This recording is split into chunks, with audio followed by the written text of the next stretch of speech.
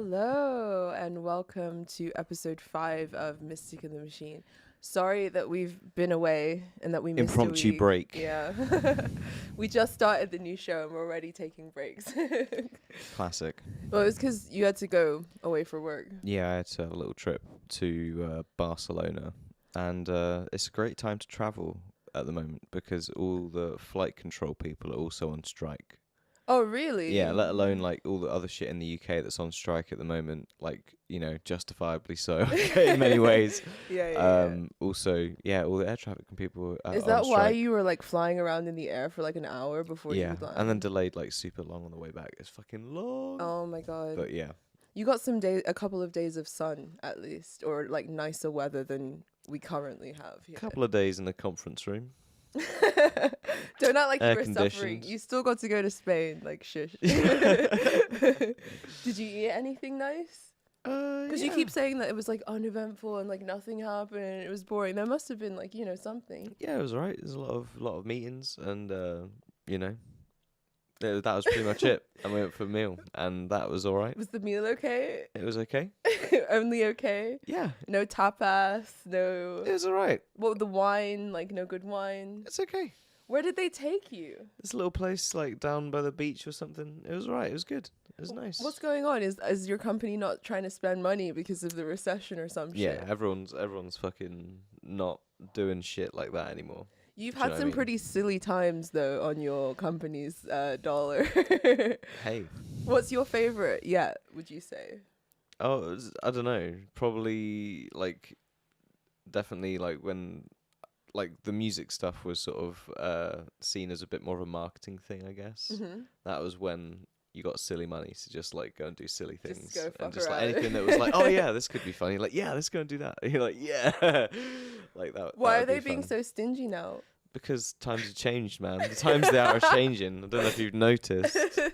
Have But, they? Okay. Like all the banks are like shitting their pants right now. So like I think all the companies, everyone is just like, fucking no, we're not doing fucking shit. yeah, Cut all the costs, cut all Yeah. the shit, yeah. but be twice as productive, please. Yeah, and like the crazy shit that's been going on, like I don't know if you've seen what's been going on in France at the moment as well, with like Oh yeah, well they do it properly, don't they? yeah, There's no months of fucking bullshit Yeah, in France because they're yeah. just like, no, fire, fucking Molotov cocktails, fucking all the shit. Let's just fucking go. No, I love the French sensibility because they're like slightly like, you know, mean and like reactionary, but like when it comes to the like workers socialist side of shit, they don't really play. Like they'll No, fuck they shit up. They don't fuck around Yeah. at all.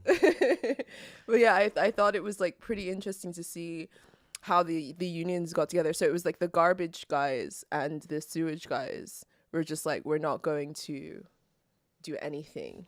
We're not gonna take it. Yeah, they're like, we're not gonna do any, and this like we're not gonna fucking we're not gonna do anything until like our demands are met. And it's to do obviously with them trying to raise the retirement age and stuff like that.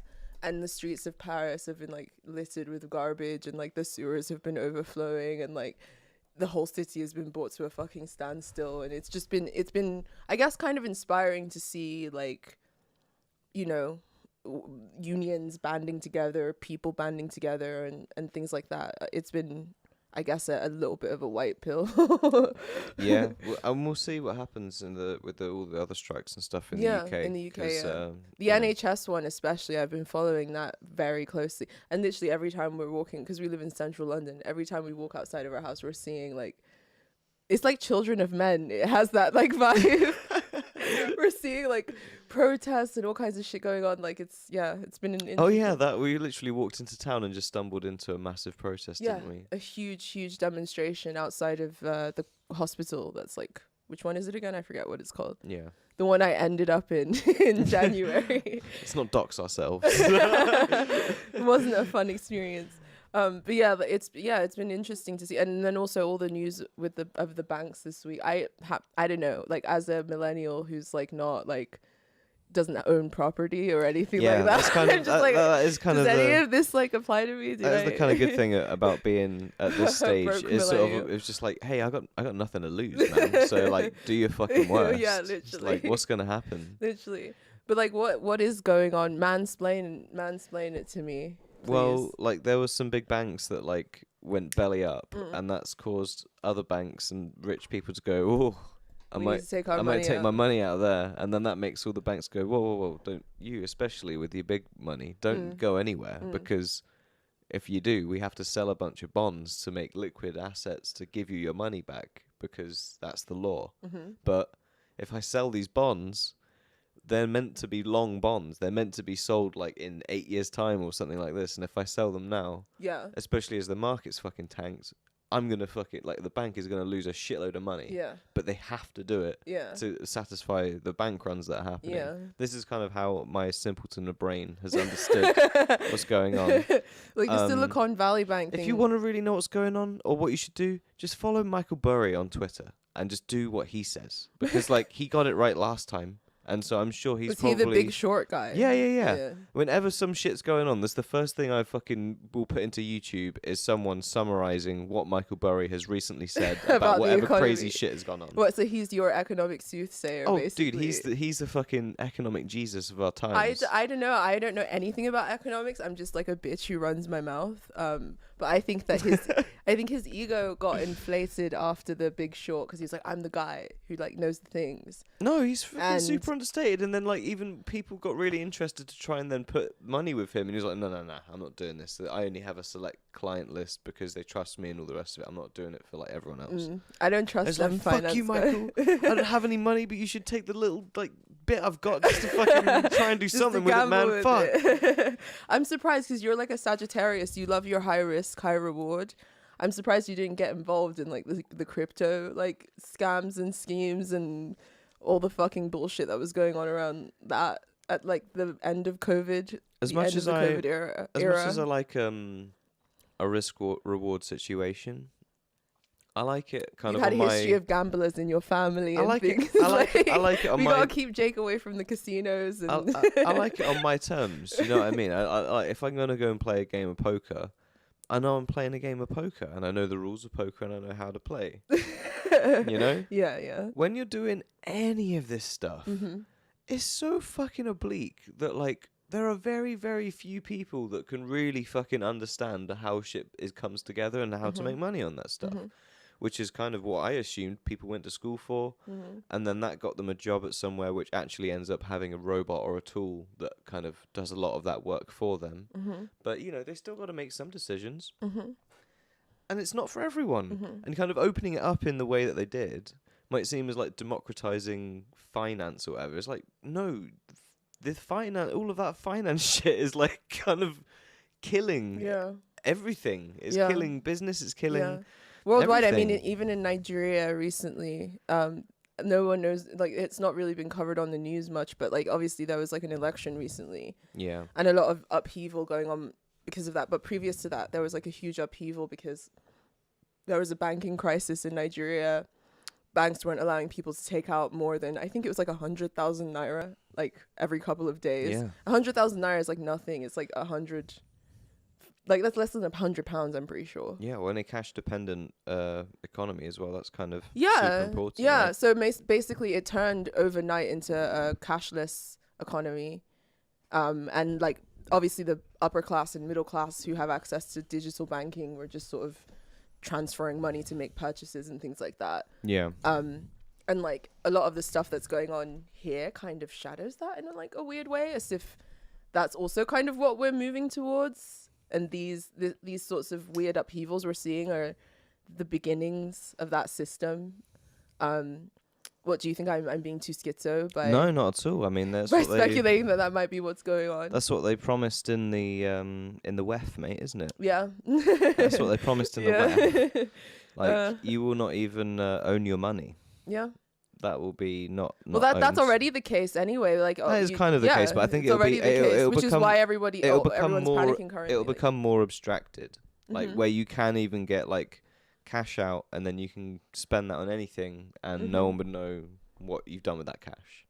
There's still some amount of privacy or whatever you would call it within that. With a digital currency, that's the kind of fear. It's not even just like they can track how you would spend your money, but even they could then dictate how much money you spend on what kind of transactional commodities and whatever else, so that you know, in the aid of health or the environment or whatever, you can't buy that train ticket because you did, or no, or I mean, you even, can't top up even, you can't refuel your car again because you already spent so I much was on even fuel I was or watching whatever. this like a news interview recently with this journalist in China who got in trouble for publishing things that were kind of contrary to the regime.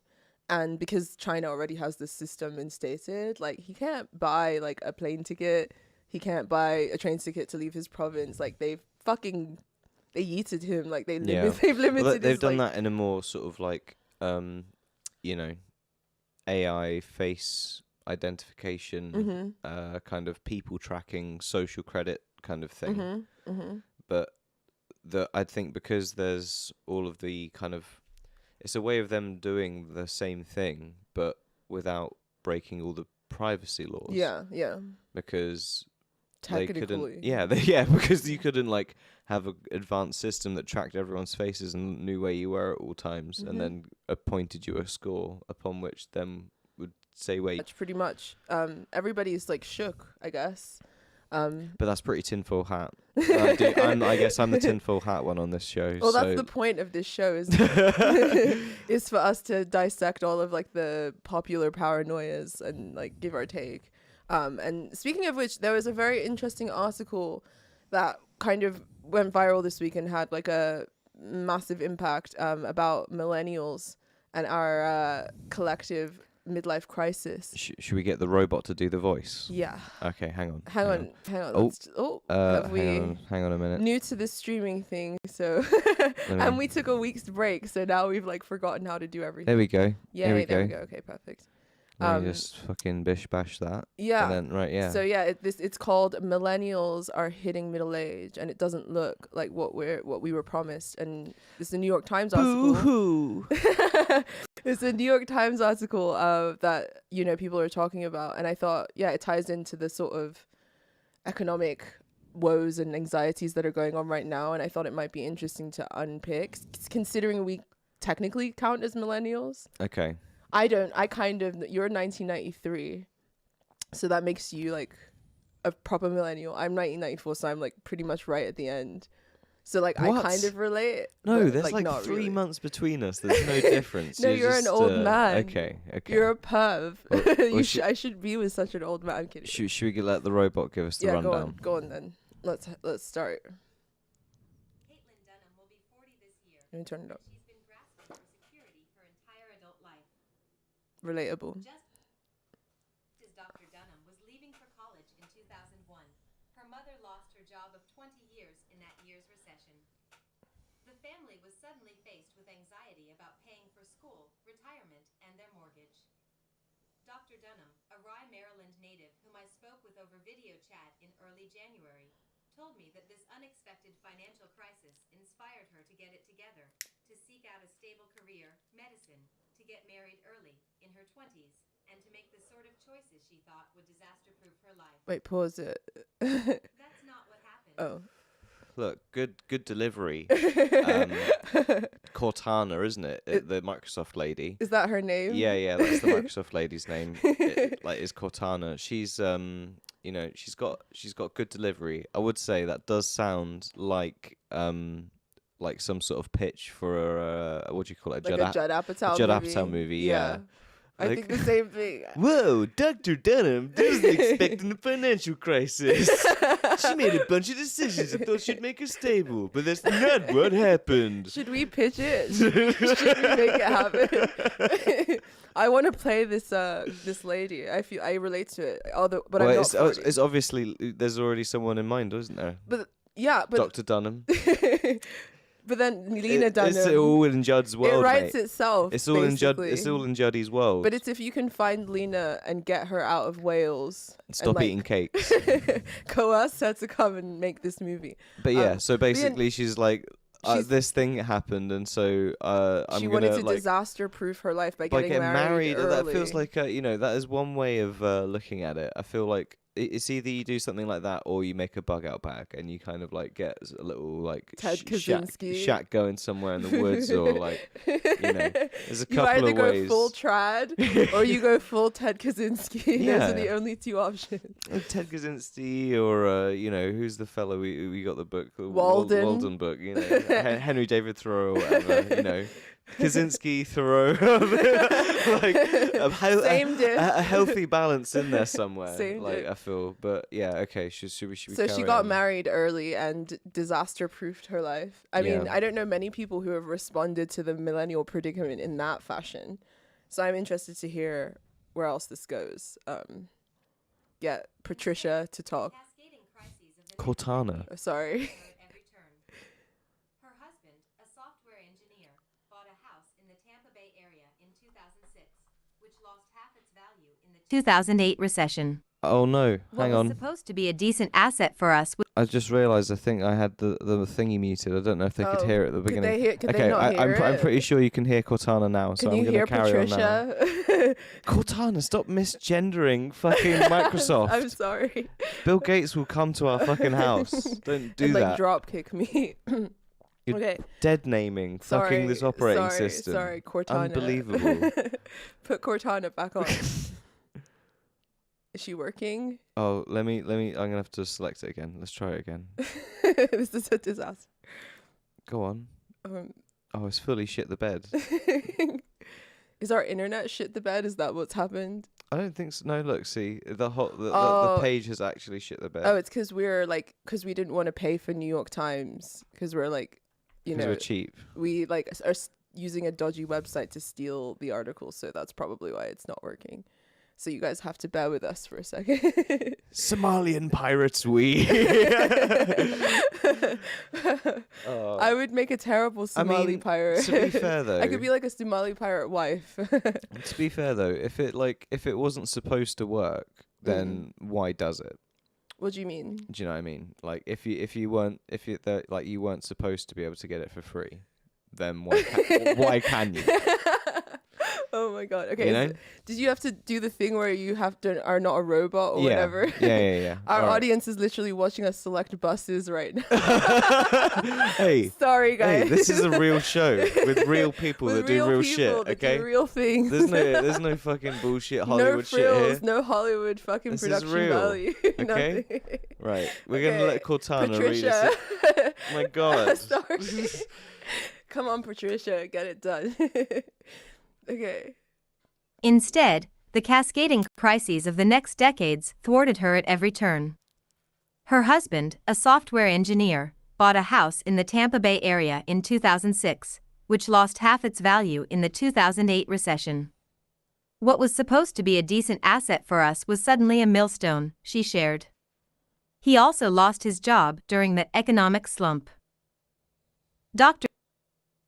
Dunham began her career as an OBGYN with over $250,000 of educational debt, even though she went to a public university for medical school. That's a lot. Wow. After some time in Minnesota and another house that was a bear to sell, her family, which now included 2 children, finally settled in Delaware in 2019. Part of the desire for a move was lifestyle. She felt the demands of her job in Minnesota didn't give her enough time for her family, so she wanted to move into private practice. Extra time with her family didn't happen either. When the COVID pandemic descended, she went all in on her job because she felt it was the right thing to do in a public health emergency. Turn it up. She and her colleagues Okay. volunteered to cover shifts in the emergency room, and she was working more days than ever. She barely saw her children, then 6 and 3, until she caught COVID in October 2020. Then her lingering symptoms prevented her from working as much as she needed to, and she lost her job in 2021. Here was another financial crisis for us because, you know, I'm not the sole breadwinner, but I was the main breadwinner. Brutal. Yeah, that's sad. So it's just like shit show after shit show, Yeah. essentially. Yeah. Is the breakdown for like the millennial generation. Well, that's yeah. sort of like a few years above us. Yeah, because they went through they went through 9/11. That happened like as soon as they were left high school. I'm assuming. That's true. And then 2008 financial crisis. I'm sure they were sort of graduating from university. I was playing Pokemon Red, and I think I think we were picking up my sister from nursery. Oh. And I remember Sweet. being in the car, and then that coming on the radio. My mum being like, "Oh, whoa." What, 9/11? Yeah. Oh my gosh. And I was just like, give a fuck, bro. I'm trying to beat the Elite Four right now. Well, Like, so I'm you not didn't giving a feel it? shit. Because my uncle lived in New York at the time. So I remember I was being, 9 years old or some shit. Yeah. Like, I didn't know what the fuck was... 8 years old. I didn't know what the fuck was Well, going I thought, on. because That's like way more I interested saw in Pokemon. my mom and my aunt were crowded around the TV. We were like 7 years old. My mom and aunt and uncles were crowded around the TV, and the footage of what was going on was happening, and I thought they were watching a movie. That was like how I saw it. Like I assumed that it was just a movie, but then like everyone was panicking and they were calling my uncle and stuff, and he was fine. He wasn't even in the state when it occurred or whatever. But those are my earliest memories of it. But So Nigerian. He probably lives in like California or something. And I'm just like, are you okay? Are you okay? I know you're in America. He's like, yeah, I'm like literally the other side of the whole fucking continent. I'm pretty sure essentially. that probably is accurate. Like maybe he didn't even live in New York at the time. I don't even know. I think maybe he might have been in Maryland even, but like everyone was just like being extra. But yeah, like that happened. So then the 2008 crash happened. So they were coming out, the elder millennials were coming out of university during that time, and they were graduating into that.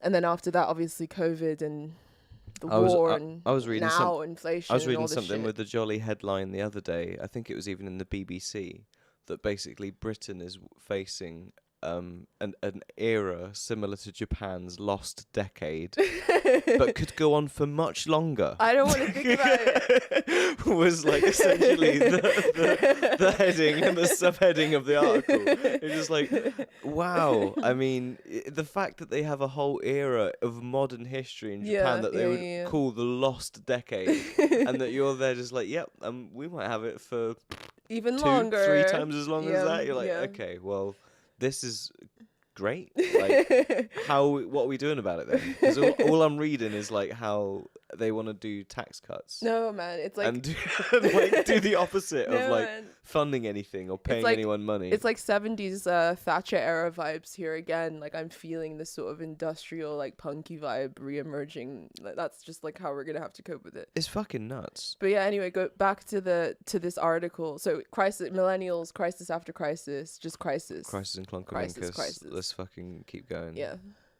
Come on then, Cortana, do your thing. go on, Patricia.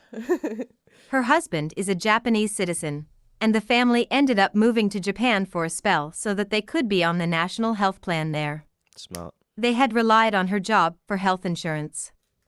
They returned to Delaware in 2022, 6 weeks before they had their third child, in June. Her husband got a job with health insurance, so the family could remain in the United States, and she is looking to restart her career. But it has been slow going. Things have been difficult for her family, she said, but one thing she isn't worried about, a midlife crisis just over the horizon. My whole adult life has been one long crisis, she said. Career crises, education debt, watching my IRA lose a Are you like, this is me memeing right now? This me.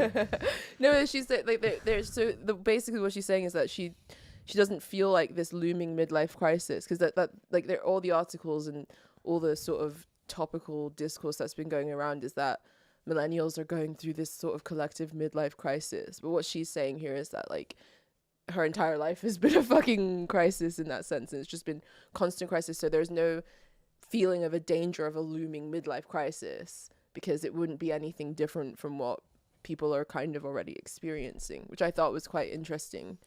Yeah. In this piece. But yeah, keep going. quarter to half of its value a couple of times, childcare expenses, fraying social fabric, wage pressures and, above all, insecurity. I am a professional married to a professional, but our jobs can go up in smoke at the drop of a hat. We can't rely on anything but ourselves and can only hold out hope that we won't eat cat food once our bodies break down and we are forced into impoverished retirement. She said she knows that sounds dramatic, but it's how she really feels. Amid all this, Who's got time to worry about whether they're feeling fulfilled? This isn't what middle-class millennials thought midlife would be like. Our childhoods were marked by an unusually high level of prosperity in the United States and the expectation that such stability would continue.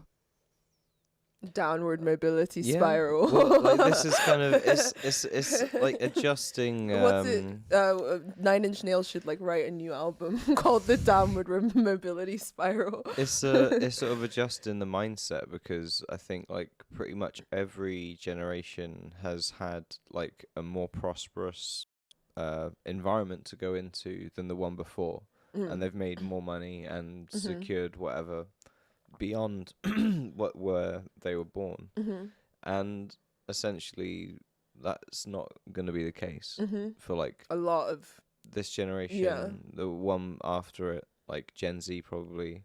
it's bred a lot of pathology too, I would say. And that like this totally- downward mobility has created a sort of, especially in professional environments, it's created this sort of crabs in a barrel like mentality among millennials. I feel like with Zoomers, and I don't know because I'm like in between the two, I feel like with Zoomers they have this kind of like fuck everything mentality. They're like, Yeah. I'm not in this rat race, fuck it. Whereas millennials are like, we're striving overachiever types. And because of the threat of downward mobility, millennials are like, fucking, they'll shiv you in the fucking ribs, man. Yeah. That's how it fucking feels. They'll fucking shiv you in the fucking, there's this like crabs in a barrel like mentality, this scarcity mentality that everyone sort of nurtures. And it's like, it's fucked the social fabric up. Yeah. It's made people isolated, insular, bitter.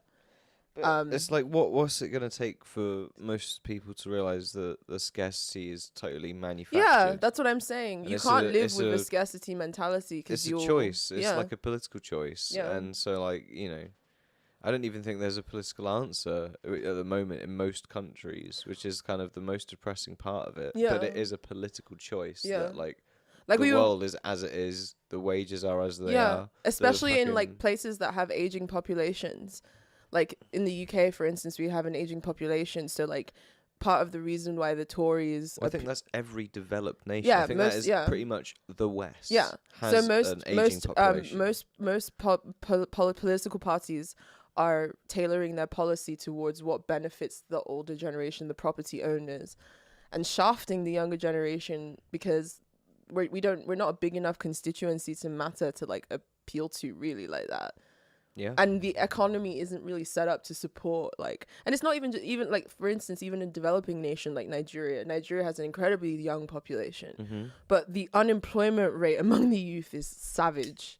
Like it's fucking savage, dude. Like despite having a young population, the unemployment rate is savage. And like, I'm not trying to turn it into like generational like war politics, but really and truly things aren't set up in a way that appeals that benefits like younger people politically at all, But again, the reason why and economically. the reason why most of those people in Nigeria are unemployed is a political choice. Yeah.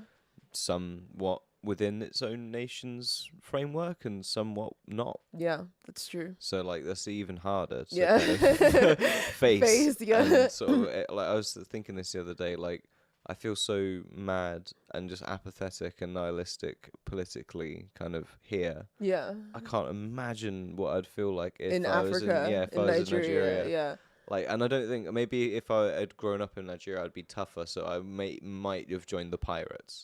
But me now, I'm too soft. You're too There's soft no now. way I could be one of Oh. those pirates, man. No, most of the young people most of the young people, not so much anymore, but previously to this sort of period, would channel it into sort of tribal affiliations and tribal. Yeah, but the warfare sort of pirates are thing. doing it the right way. This is the fucking thing. Yeah. Like, instead of it being this old Biafro fucking Igbo Versus Yoruba shit, Yoruba, like yeah. literally, like no, these motherfuckers that are like taking all of our shit and not employing any of us and fucking exploiting our whole fucking country and take for billions. Yeah. And we're here in fucking poverty. It's all right there in our fucking oceans. fuck these guys. Yeah. Just go kidnap some fucking white people and get our fucking money. It's just like, you know what, Can dude? you hear yourself? You would fucking- definitely be one of the white people they I would fucking kidnap get for you, bro. ransom. I fucking And get you know what? You know what? I'd be like, dude, I'm cool. Just, I'll be literally fucking cool. Jake's like, I'll be the hostage. I'll make whatever video you want me to. Like, you know, we can act it, man. You don't have to fucking bash me up or anything. We can chill this whole time and be really cool about it. Like, there's no need to get Jake's fucking just like angry. smoking weed with the pirates, like Yeah, pretending to be their like white hostage. And you, like, they crying. will come and we'll Being dance like, it to British fella. government, British government, please come and save me. No way. I actually get like a 5% cut by the time I leave because we're all bros.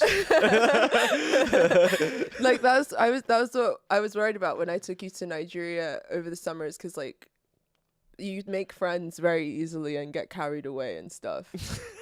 And it's like my job to keep you safe and make sure you don't get kidnapped. Yeah. And you were like talking about going deep sea fishing and doing all kinds of I stupid thought it'd be shit. fun. I thought that's what you do when you go on like a hot holiday. No. You go and do those sort of like Absolutely events and fucking not. excursions and stuff, don't you? We did, things that are appropriate to do in Lagos, touristy things. We did. Anyway, back Also, to I've just the realised this is like a little bit blocked out. We got Cortana reading it, yeah, so it's fine, isn't it? It's Patricia's fine. doing her thing. Cortana. I told you, Bill Gates is going to come to this house, Angie. You keep dead naming Bring it this on. operating system. He's gonna like jab me up with fucking boosters. I'm joking. Go on. When William Strauss and Neil Howe published a bestseller in 2000 called Millennials Rising, The Next Great Generation, they remarked that millennials were kids who've never known a year in which America doesn't get richer. That's exactly what I just said. Wow. That's how smart I am. Well done, Jake. You're in touch with Richer. the logos. They described It an speaks upbeat, through you. optimistic, and diverse set of Americans coming of age. While they acknowledged that a crisis might hit this generation and cause its familiar millennial sunniness to turn sour, they predicted that as they reached midlife, millennials would be more traditional, reversing the trend towards later marriage and childbirth. They also predicted that millennials would be more socially and politically cohesive, Lol. rejecting the cultural wedge issues of the late 20th century, unlike their Gen X and Boomer predecessors. Absolute lol. Lol. It's been the same three Yep. topics on fucking repeat Yeah. for 30 years. Or Literally. not even that. Abortion. Longer than that. Fucking. Well, no, trans has now been added to the mix. It's just been in there for, like, creeping in there Yeah. for decades. But it's not been. It's like only now is it really I mean, like even Monty Python made that a joke in The Life of Brian. That's how old that shit is. But it's not. Were they And it making? hasn't Were they making changed. reference to like a social phenomenon at the time? Yeah, of activists, of leftist activists. Being crazy motherfuckers. Yeah, that then end up. No, but I mean, in terms getting of the fucking the trans joke that they made in Monty Python, was that like making reference to some kind of cultural phenomenon at the time? Because I No, hadn't think heard it's- about it I think being. I think it's of a phenomenon within activist circles. Okay, and that was Which- just used to illustrate. Yeah, it. which also rang true in the fucking 70s when they made that. Is my point. What I found interesting about this little paragraph though was that the prediction that millennials would become more traditional in midlife and settle down. That hasn't happened, because the same article, I think, later on reveals statistics that only 30% of millennials are married with children, like living in a situation where they're like married with children.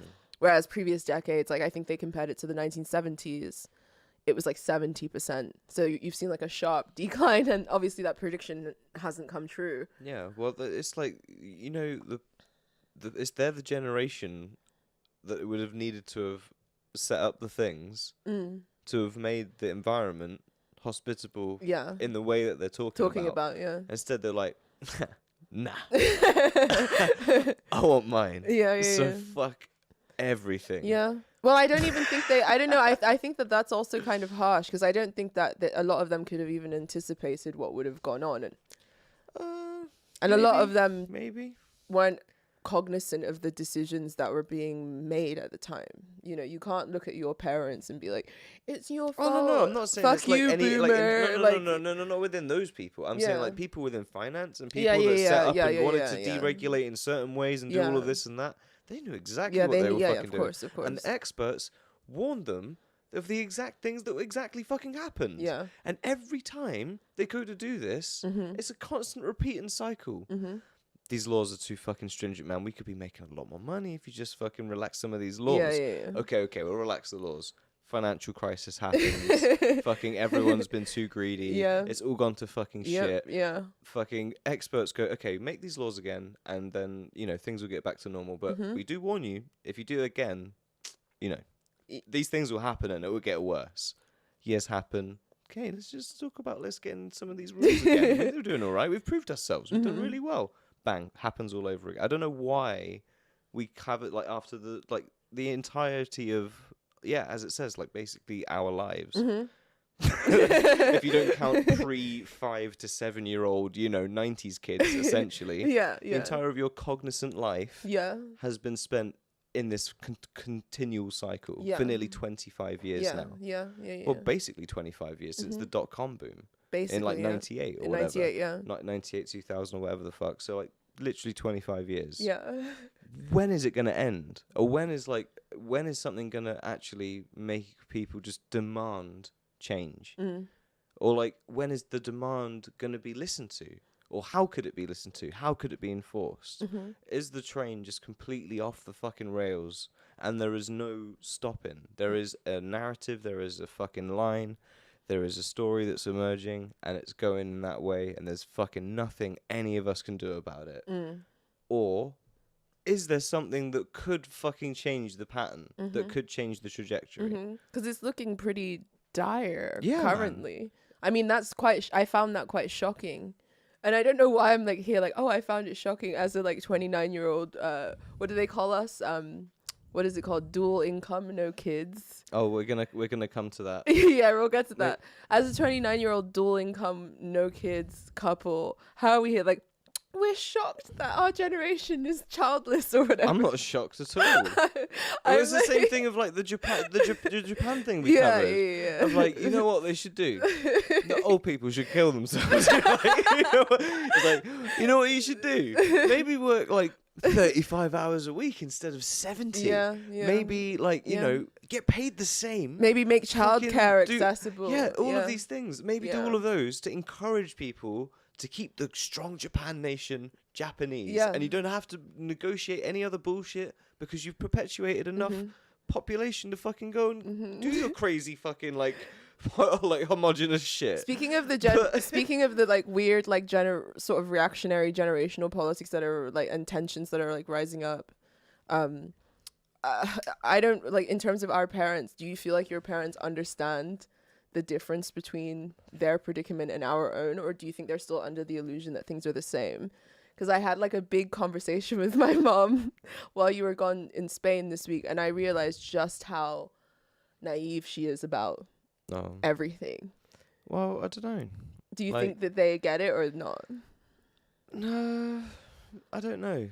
To be honest, it's hard to tell. I don't think they do. Like, I don't know. I don't blame them for not getting it, because I'm like, if I was in their position, I would be so out of touch and like not even give a shit as well. So, this is the problem: is that like the whole like moniker of success has been predicated on you can buy a house, and as long as you keep that house in whatever condition, the value will go up.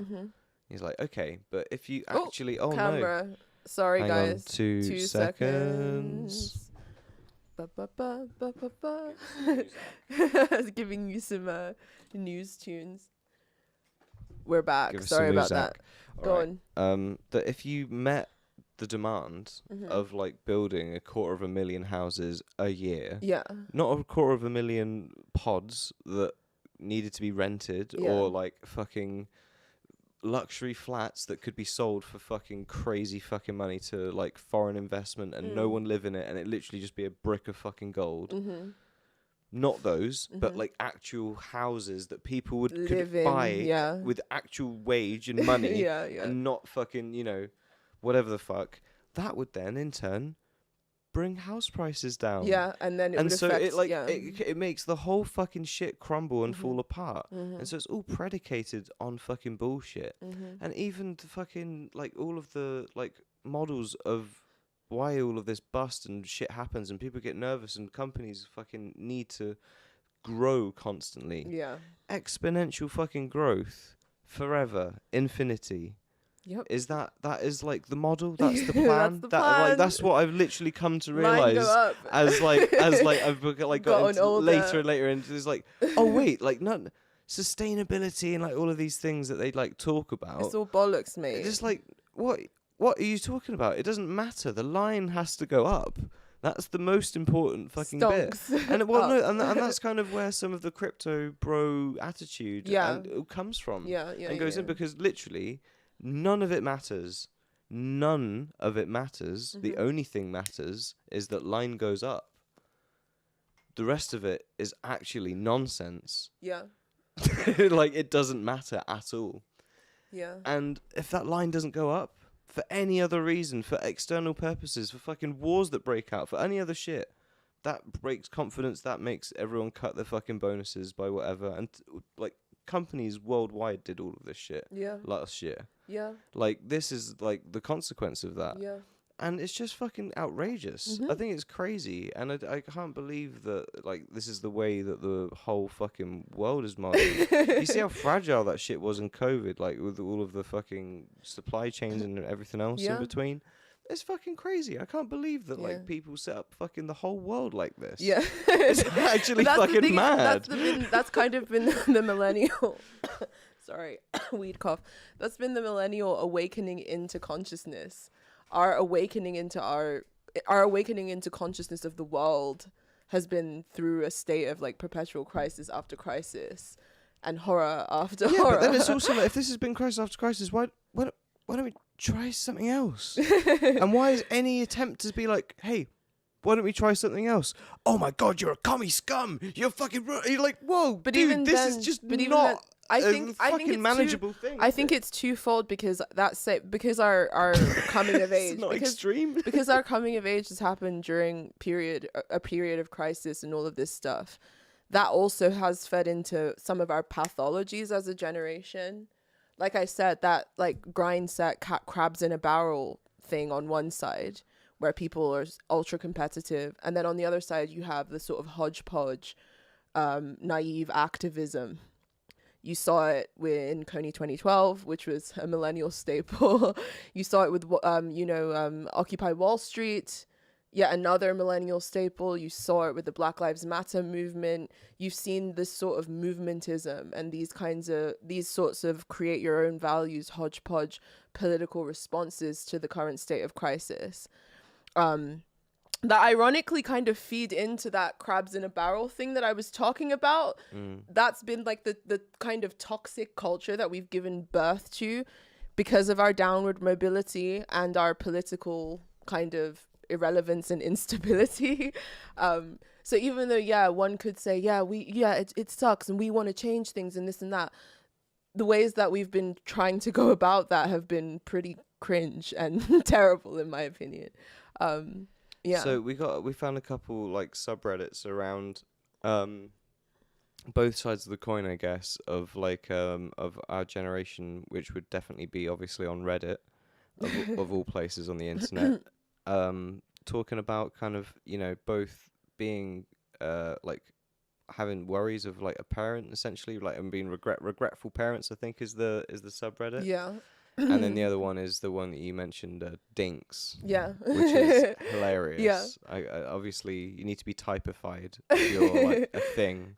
Yeah. I mean, the reason I bring these two up is because obviously the response that millennials have had to their economic circumstances has like obviously trickled down into the family structure and how people view the family structure. Like that statistic of like only 30% of millennials are, living with a spouse and with children kind of got me thinking. And there's been this whole conversation going around of like, women who are child free speaking out.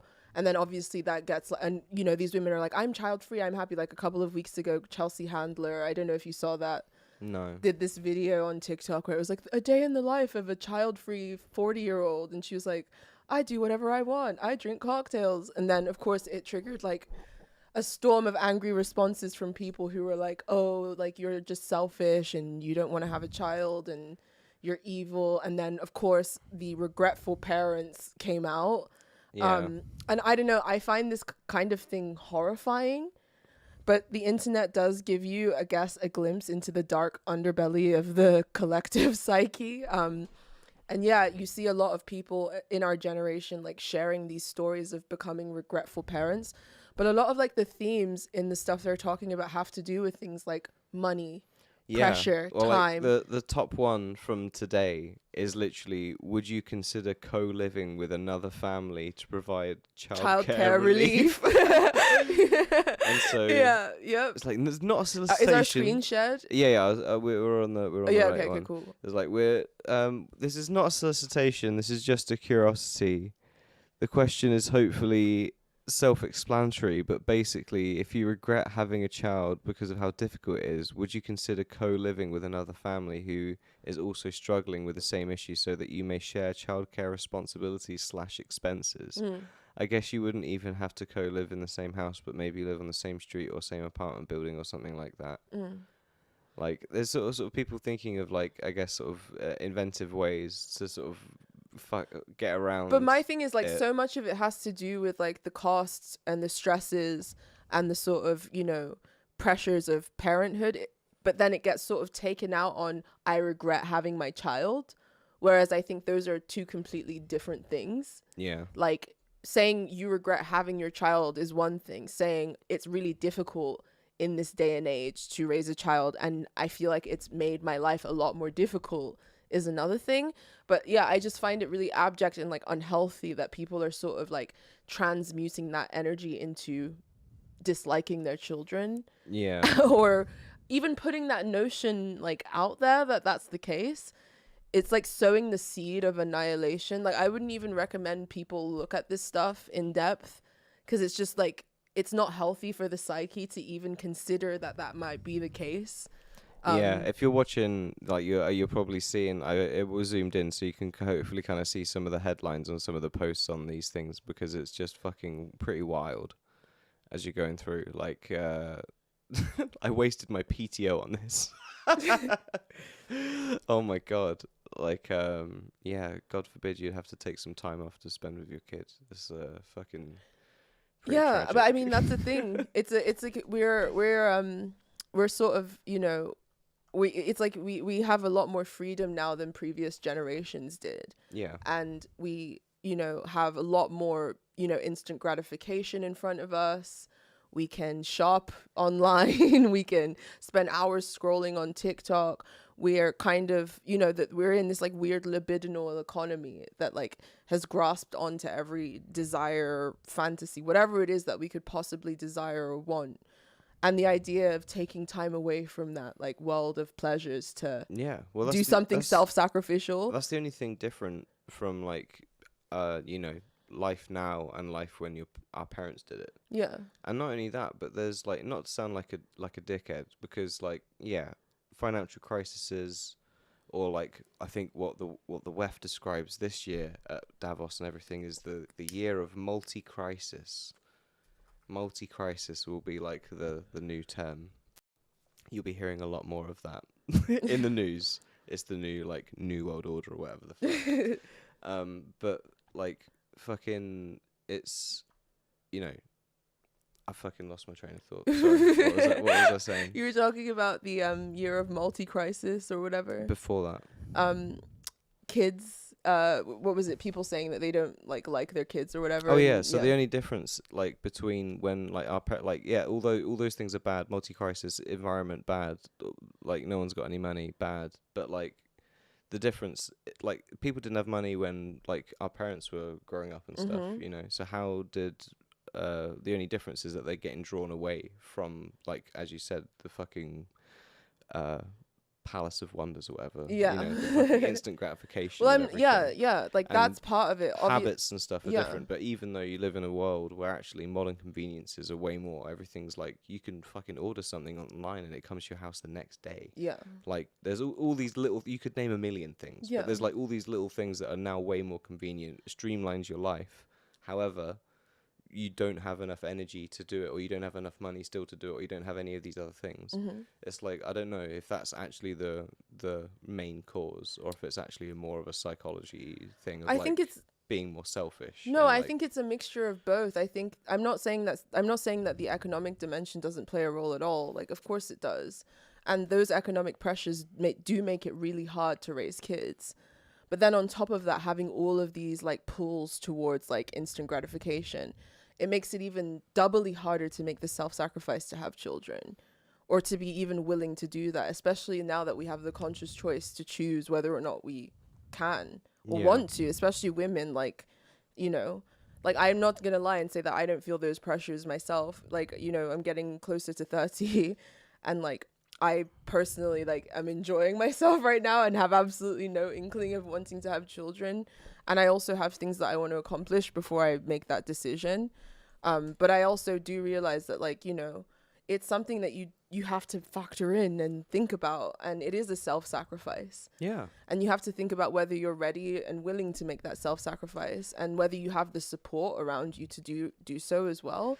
But that shift of, like, instead of seeing line go up, seeing not just line go down, but world go down. Yeah. Like, is gonna make most people not want to have kids. Yeah. Or maybe, I don't know, there's probably a great study out there of, like, parallels between probably, you know, the breakout of World War II and stuff like that. And not that this is the same, although it's kind of feeling like it could fucking be at any minute, right? But, like, you know, the mentality is the same though, right? Of like, oh fuck, this is fucking shit. Like, but did that make people have kids more? I feel like if you looked at it, it probably did, like, back then. Yeah. So like, again, well, there was the baby boom post-war, but you know, yeah, during the time of war, I'm not really sure what it was like during that period, but. Like, you know, too stressed to fuck. Too stressed to fuck. Too stressed to fuck. But even then, like, what you see now is people either taking extreme pride in, like, parenthood. Like one thing I really hate is, like, family vlogging. I despise that. I think it's the most toxic thing in the whole world.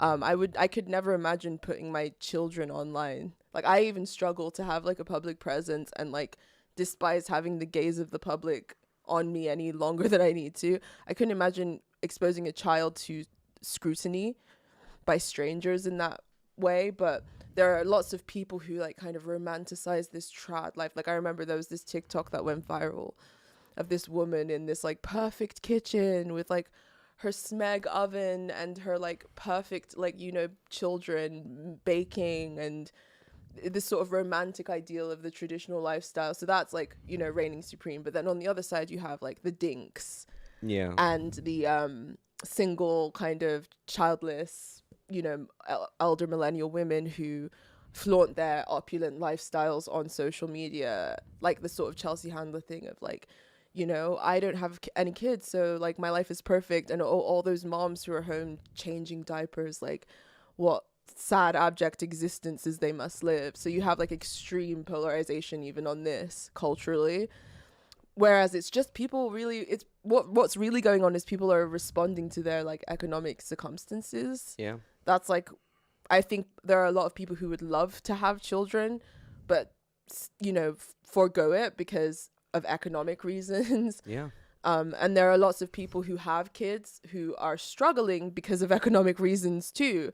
And, like, like they say, it takes a village. Like, I would be so terrified to raise a kid now, in all honesty. Like, well, limits where you can rent and all sorts of stuff. So, like, if you're not on, you know, of a certain part of the economic scale or whatever, by the time you need or want to make that decision, then that's another thing. Like, I'd like to have a dog. I'm not allowed to. I can't because I fucking rent. It's the same in the same way. It would, like, it's the same thing, and it in England, especially if you want to have a career, like, both of us work in, like, the creative industries, and if you want to have a career in, like, you know, you need to live in a major city, London, Birmingham, Manchester, Bristol, wherever. You need to be in a major city, and if you're going to go to a major city, in all likelihood you're going to be fucking renting.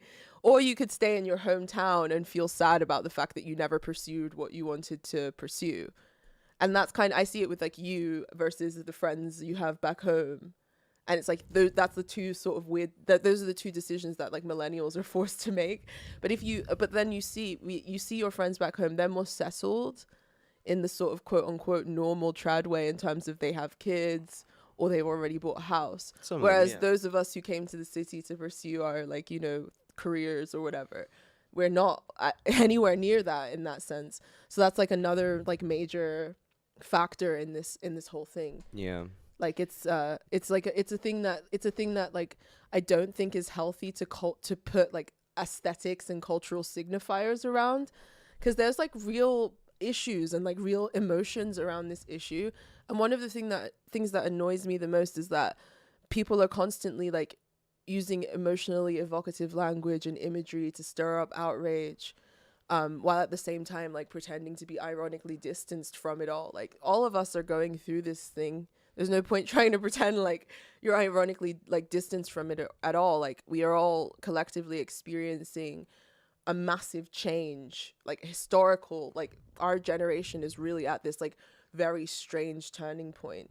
And it is like what's going on right now is abnormal. It is incredibly abnormal. And I'm interested to see where it heads. Like it is going to be strange seeing less kids running around in 30 years. Like it is going to be like Children of Men.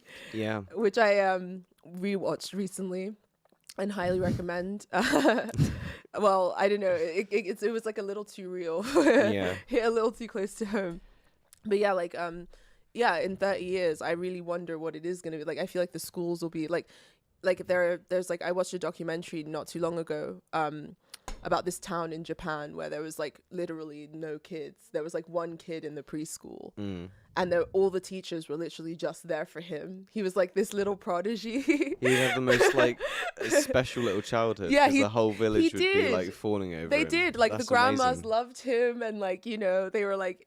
But then he was also quite lonely and poorly socialized, and this is a problem with like a lot of people who have kids out in those areas.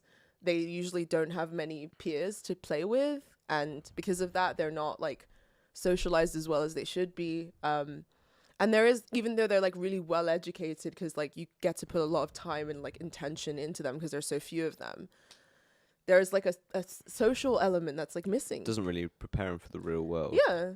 In many ways. Yeah. Do you want to have a look at this Dinks subreddit? Yeah. Right. Oh my god. Hang on. Us. There we go.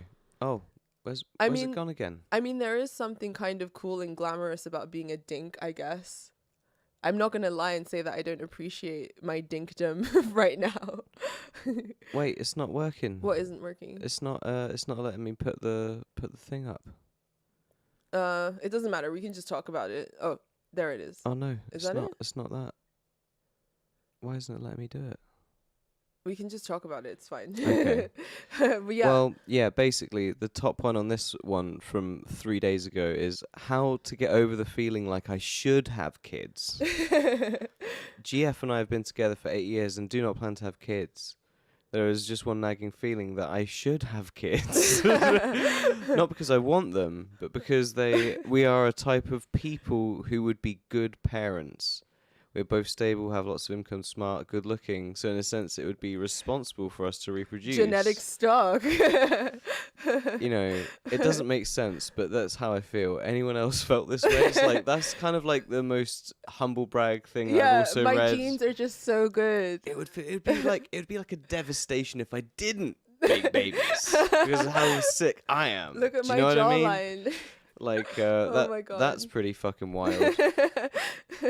Oh, and then the first reply is to actually go check out the Regretful Parents subreddit that we've just come from. Two narcissistic Wow. dinks reproduce and then like despise their child. Wow. I mean, so I kind of I don't know. Like, I guess I'm not really, or I am of the age that like I should be thinking about this sort of thing. Yeah. But it's also like, I can't even imagine it. As I said, No. I'd like to have a dog. Yeah. But I can't even do that. Yeah. So like, I feel like when I can do that, then we can think then about I could it. like Yeah. think about it. Yeah. But until I could not even like have a dog. But then the thing it's is, sort of, there is something kind of fun about dinkdom, and I don't think it's necessarily a terrible thing to indulge in it as a response to. oh, see, now they're selling it to me. We're two dinks in our 20s that bought and renovated an old rundown cabin. Ask us anything like that. That sounds gorgeous. That's fair. That Like, sounds beautiful. sign me up. That I sounds would beautiful. 100% do that shit. There's lots of fun dink activities to do. Yeah. I well, mean, if you're being a dink, not because you're doing it as a cool lifestyle, but because it's like responding to your economic circumstances, why not enjoy it is what I would say. Like, you know. yeah. I don't think know. Like I feel as like, long as you're not like stigmatizing other people. I feel like people only ever look at that like in like parents or parenthood in like a really selfish way these days. They don't ever really look at it like I don't know. For me, I like have had a few instances where I get to kind of like teach kids something. And those instances where I get to teach kids something and you like kind of see that like spark go, oh wow, and they like get it or something, that's fucking worth $1 million, which is kind of how they justify paying teachers fucking nothing. Yeah. You know, like, because actually doing that is so rewarding. Yeah. So rewarding. Yeah. And it's such a beautiful good experience. feeling. Yeah. So like, I don't know. It's just, yeah. I think that you would get that all the fucking time if you're a parent. If you were like thinking about it in the right way and you weren't like, oh my god, now I've got to spend all my money on your fucking diapers and taking you to football class or whatever the fuck. Like viewing it as get over it, man. nurturing a soul, you know, and like you know. And life is fucking long, man. Yeah, it is. You're long. gonna like, you know, unless you're doing something super important, like what else are you fucking doing? Yeah, not only that. If are you're you gonna cooming? Are you gaming? Are you like shopping? Like yeah. Probably shopping and consuming and watching fucking Netflix. Yeah. So like, here's my rule. Okay, Jake's new rule. If Bill Maher gets to make new rules, I get to make new rules as well. Jake's new rule. Go ahead. Fucking, lay it on if us. I was king of England, if I was like King Charles, but like for real, and there was no government. Jake feudalism, Jake pirate feudalism. I'd make lots of whimsical fun laws and how you govern the world, all right? But this would be one of them. One of them would be that we'd generate like a kind of carousel but for dinks, okay? So if you're someone that has chosen to not like, you know, procreate, give your life by what age? give your life on to the next generation and by like give age? what you can and like be self-sacrificial in that way, and you're healthy and you've made it as a choice, not that you like you were infertile or whatever and that just wasn't in the cards for you and everything else. That's just life. That's unfortunate. But if you chose to not do that and you were like that guy and like, oh, I'm fucking great stock, I'm humble brag. Yeah. But you just chose not to and like hoard all your dragon gold, then like fucking you get on the carousel and you have to go to fucking wizard school and you have to choose something to become a wizard about. Yeah, like philosophy or because science that's how then you give back, isn't it? And or like, you have to teach at a school or exactly. watch the babies at daycare. There has to be some kind of like, and it's that well maybe you're getting a little bit Chinese, like get us a little bit sort of social credit or whatever. My God. But it is, it's like Jake's you know, like just soft having a kid would then authoritarianism. well, this is interesting then, wouldn't it be? Like I guess having a perfect number of kids would equate to a good credit score. Too many kids, bad credit score. No kids, terrible credit score. Like no, like you know, not enough kids, a little credit score. Yeah. Like but I don't know. But then it all gets very authoritarian. But I think the wizard school for people that choose to not have babies, I feel like that's a good idea. They have to go and become sages in the mountains. that should be pursued. Yeah, that should be taken seriously. But I mean, someone would say, well, what if I don't want to have kids just so that I can consume? Like what? That's fine. You can do that up until a certain age, and I would say maybe 50, 55. Then you're on the carousel, and you got to go to fucking wizard. You got to school. go to wizard school. So you can coom and you can consume and fucking do whatever the fuck you want for all the way up to then. Yeah. But then you have to actually spend maybe the last 20 years of your life trying to do something studying to like the Tao. give back in some fashion. Yeah, I agree. And feel you're like right. that, you know, and you're just putting it off. You could do all of these things like earlier on in your life and just like, you know, either not even just have a kid, but like other things would then contribute to that. Mm-hmm. But if you didn't do any of that and you just a fucking consumer coomer, Mm-hmm. you got a 50 years of Yeah. that, and then you got to fucking get on the wizard bus and And go go. and decide what you want to be. I don't know. I also feel that some people are just not supposed to have children as well. Like, Yeah, definitely. And thank God and they the don't. world will be better if they did. Thank God they don't, yeah. because then the world would be full of lots of fucking Joffreys and fucking absolute like terrors that you just wouldn't. I would, you know. Yeah. I don't know. You can only do so much. It's then also like the classroom full of kids that you've got to contend with, isn't it? And if you've got a classroom full of Joffreys, he's not going to come out a saint. Let's be honest. Oh my God. Might have skinned a cat or two.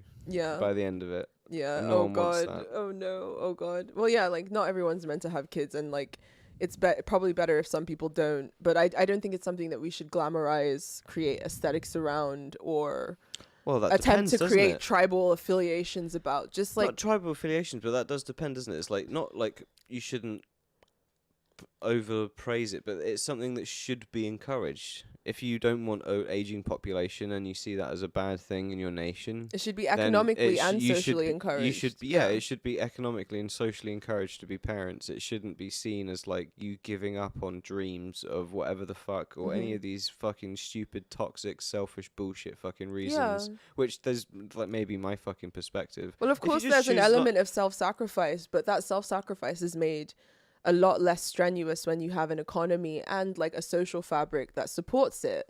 Yeah. It becomes a collective self-sacrifice because of course you have to self-sacrifice for children. Yeah. And there are things that you're not going to be able to do. Well, you know how you don't get on the wizard bus? If you're like okay, I don't have kids because my temperament or whatever is just not of someone that's going to have kids. You're like, okay, but I'm the best uncle, or I'm like, the best auntie to like, my brothers or whoever's kids. Then it's like, you know what? I give you a pass on that. You don't have to go on the wizard bus. Like that's fine. That's fine. That's all right. You can stay. But like if you're just like literally just in a hovel and you're just like consuming. What did you a goon cave? Yeah. Is that what you described it as before? Another Some disgusting, other terrible hideous hole. internet phenomenon that I ran across. Don't Google or Bing that phrase because you will not enjoy it. No, do not. I don't know. Twitter shows me the weirdest thing, but and then you tell me it. And then I tell you, and I'm then like, you're like, have you heard of this? I know you're really like online and a bit of a nerd. I'm like, no, I haven't. You are way succeeding me at this point. You're really like going past it. You know that it's actually a status symbol for a man to have an online GF. Is it? Yeah, who tells him about like weird internet phenomena. Hey, there we go. The goon cave thing is like the end point. it's like the logical conclusion. It's like if you got psyoped into having like an AI girlfriend or something, and then you're like, and you've done that your whole life. Yeah. You definitely on the wizard bus. Like, there's no two ways about it. There's no two ways about it. If you forego procreation to coom to be with a robot, with her or whatever, to become a robosexual from like that movie, you have to go on the wizard bus. On the fucking wizard bus. But yeah, no, who would you send on the wizard bus? I don't know. I think I wouldn't have a wizard bus. You wouldn't have a wizard bus? I would just encourage people to I would just encourage people to You can't question the king. You set up the premise here. I would just encourage people to self-sacrifice if they don't have children, or to dedicate their life to some kind of higher purpose. Yeah, that's not enough. The carrot's not enough. You have to have the stick. You have to have the wizard bus. So what would you not if you wouldn't have the wizard bus, what would you have in place? Or if you all of a sudden now realize that the wizard bus is a fantastic bit of policy and you want to like go with that, who would you put on the wizard bus? Oh man. I don't know. I'm too much of a hippie to put anyone on any kind of wizard bus. There's not labour camps. They can do whatever they want, but they have to just like try to get on and the wizard succeed bus and like give back in some fashion, in some field, in some way. Yeah. It's not hard labour. No. It's not a prison. No, yeah. You know? Well, you say it like, for instance, like I was watching this really interesting interview with Stevie Nicks, and she was talking about her decision to remain childless. and how her lifestyle would not have accommodated for children, number one.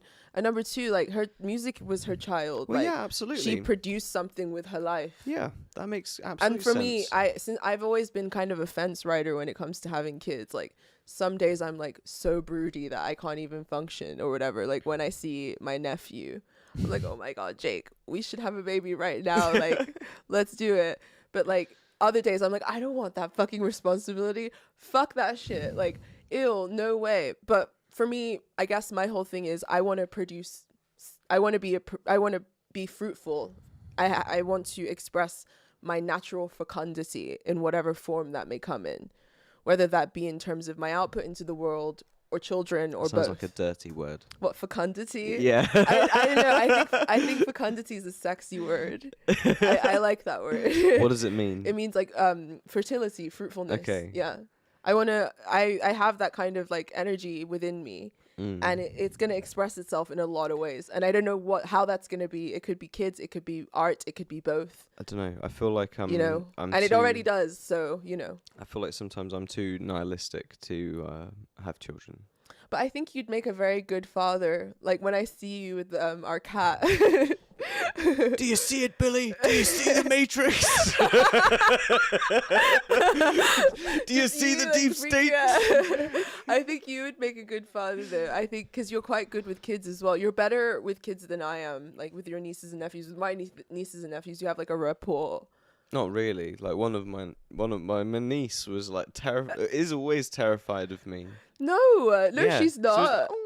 like hides away No, from me. she's not. She loves you. She loves her Uncle Jake. What are you talking about? Because she started remembering that I bring her fucking presents. That's why. And your nephew absolutely adores you. And my cousins and like little nephews, you're always playing Smash Bros with That's them true. and That's stuff. Like, you know, and you're way more patient than I am. Like, you know, all of those things. But even then, we're also both like creative people. And like, you know, however that energy manifests itself is how it will manifest itself. Like, we have two friends who are much older than us, like music industry people. And they don't have any kids at all. No, but they also, and they're like, quite, you know, made pretty large contributions to music. Yeah. So, like, that's kind of fair enough. You don't have yeah, to go you on don't the have wizard to have bus. you don't have to go on the wizard bus. If you They've made their own wizard cave anyway. They don't need to fucking go on the wizard They have bus. the coolest wizard cave and like a fucking collection of occult books that would make your jaw drop.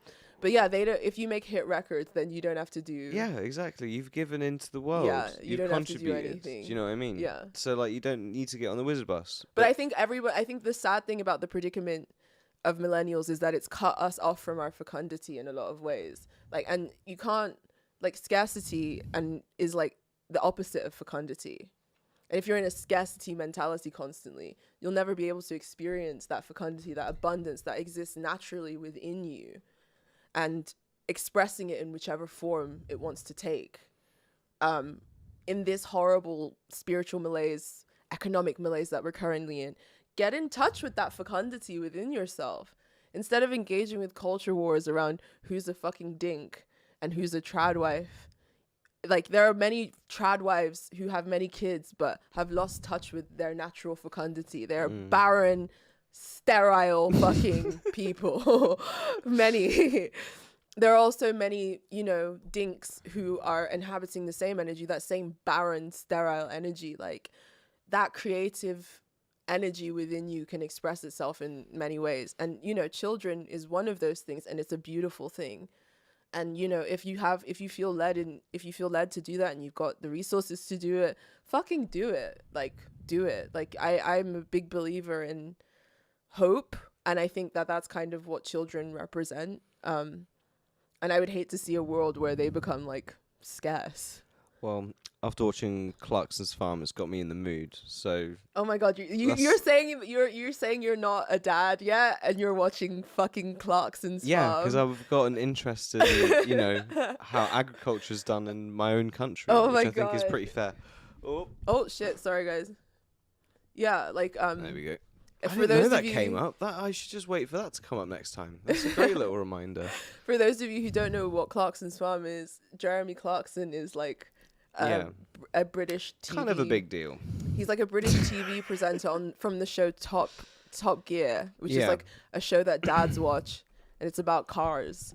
And I watched it when I was in high school. It was good fun. he Fuck got it. like accused of being like racist or some shit. I didn't know. They He's just a cancelled him. generally Larry, controversial bloke, but like you I know, like him. and definitely a full-on Tory. But like I you think know, he's funny. he's also like he did this interesting He's program. charming. But so now what I'm saying is that the dream is to like get a farm, but then you have kids in the most traditional way possible, So that they can work on the farm. working on the farm. Yeah. You want little farm hands? Absolutely. Oh my god. Yeah, it'd be great. Oh my god. I remember when we were playing Stardew Valley and we had a baby. What a pointless Stardew endeavor Valley. in Stardew And Valley Jake that thought is. that having kids would enable us to have more workers on our farm, but the baby is basically just like a cosmetic feature in the game and it Yeah. doesn't do anything. Thought I'd have someone to go and water my fucking greenhouse. Nothing.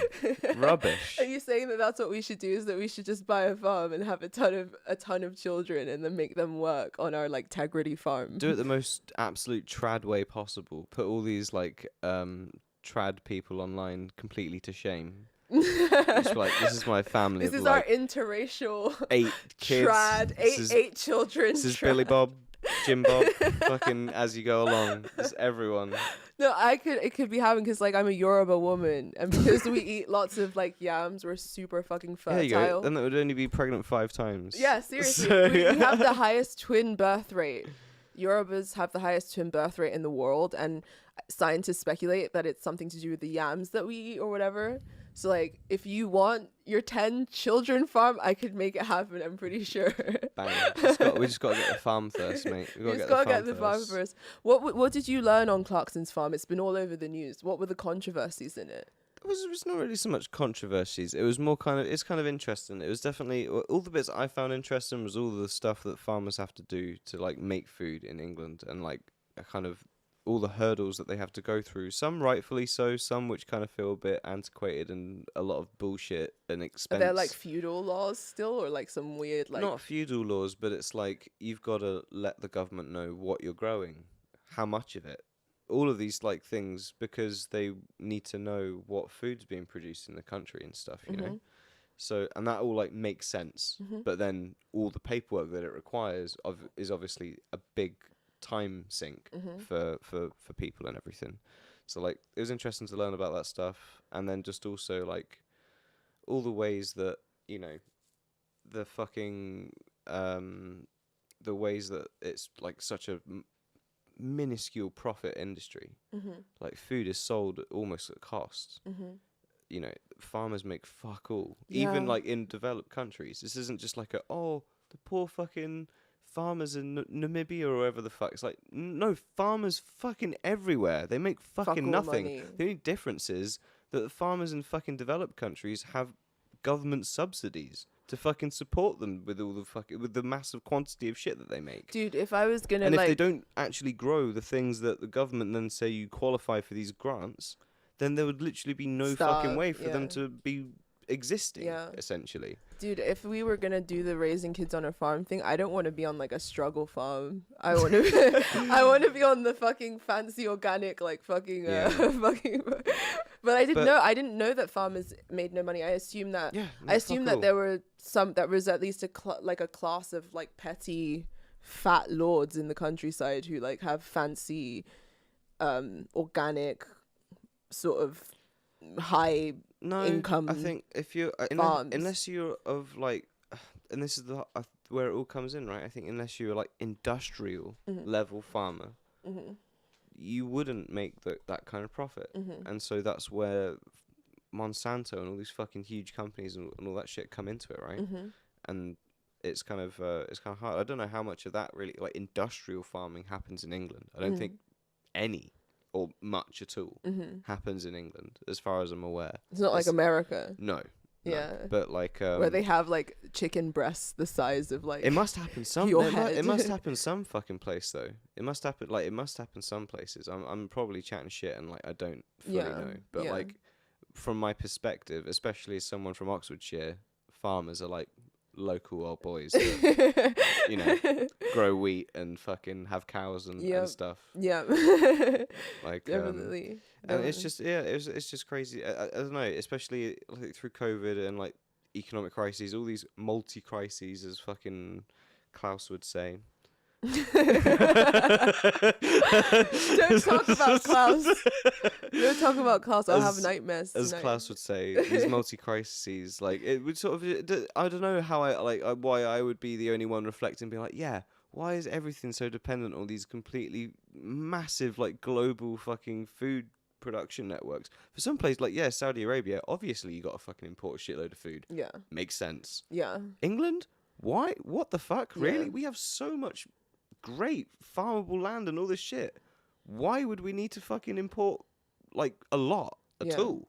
Yeah. It doesn't make sense to me. Yeah. Up outside of the, oh yeah, we need to have strawberries in the fucking shop all year round. Yeah. Like, well, okay, you're talking about making sustainable changes and all this shit. Like, eat fucking the food that's around, man. Yeah. I can't fucking believe how crazy it is. Do you know what I mean?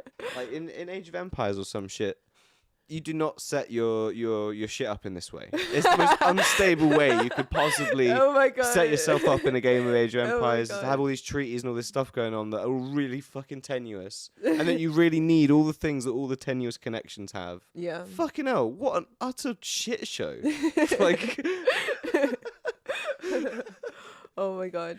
Well, that is all this week, guys. Our battery is about to run out, and should we do some quick chat before we go? Let's do some quick chat before we go. If our battery will like allow us to. It should do. It should give us a few more minutes. Okay, go ahead. So we've got.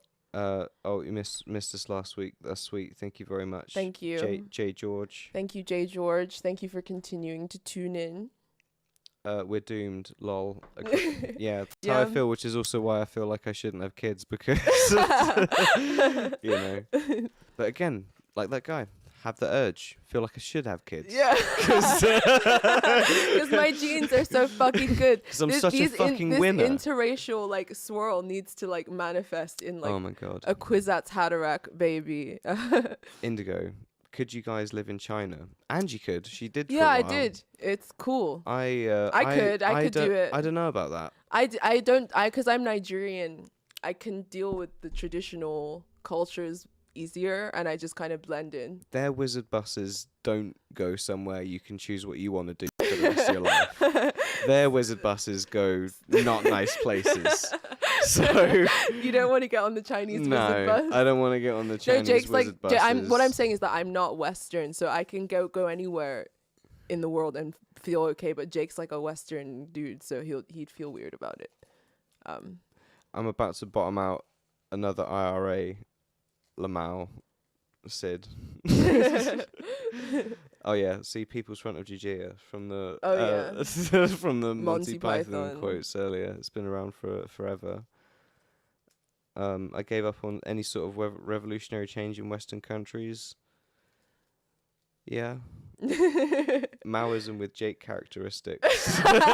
Sounds like what I was essentially That's the dictatorship that I live under every single day, guys. I'm in bondage. Yeah. So I mean, I don't know. I'd have to look up Mao again to sort of know if I'd 100% agree with you there. But you know, I hear that they always put him on one of those lists where like millions of people have died, though, don't they? So I don't know. I don't know about that. I don't know. Like that's definitely not the vibe. The vibe is a lot more chill than that. Remember our mate Danny? Yeah. He's like best mates with Mao. He loves Mao. I don't know about I don't know about all of that stuff. That's a bit too authoritarian. But you've got it's a fine line between like, yo, we've got to like have something to make people do something proper and not terrible, right? We need the stick, as you said. You can't just have the carrot. Maybe the incentive should be different. This is the point, right? Maybe if the incentive wasn't profit in every situation possible, then maybe you'd get some different outcomes. But that is the only incentive, as long as the fucking money rules everything. Exactly. And until, I don't know, we can evolve society out of money, which sounds fucking what? How would that even work?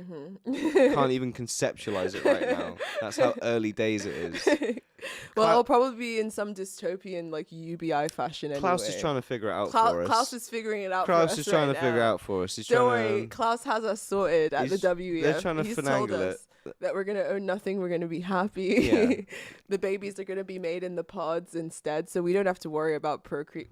We're all gonna live in Schwabenland. It's gonna be amazing. It's gonna be awesome. It's gonna be awesome. Well, anyway, we gotta go. Join our Patreon to get access to our Discord. If you want to join us for a book club, we've been reading the Tao Te Ching together, and it's been really enlightening experience. What better time to get in touch with the great Tao than in these turbulent times? So if you want to join us for our book club, or to just chat and share memes and listen to my rants, you can do so by joining us on Patreon. All the links are in the description. We'll catch you next week.